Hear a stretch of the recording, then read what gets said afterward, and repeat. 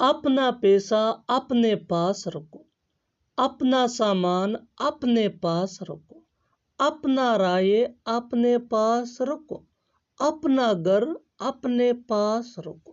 ان جملوں کو غور سے دیکھو، ان میں ایک چیز کامن ہے اور وہ ہے اپنے پاس رکھنا۔ اس کے لیے آپ کو یوز کرنا ہوگا انگلش میں keep your object. Keep your object مین اپنے پاس رکھنا۔ آئیے کمپلیٹ اسٹرکچر سمجھتے ہیں۔ Keep your object +2 +yourself. آگے ڈیٹیل سے سمجھاتا ہوں مثالوں سے۔ Here are some examples for better understanding۔ اپنا پیسہ اپنے پاس رکھو۔ Keep your money to yourself۔ Keep your money to yourself۔ اپنا سامان اپنے پاس رکھو۔ Keep your things to yourself۔ Keep your things to yourself۔ اپنا رائے اپنے پاس رکھو۔ Keep your suggestion to yourself۔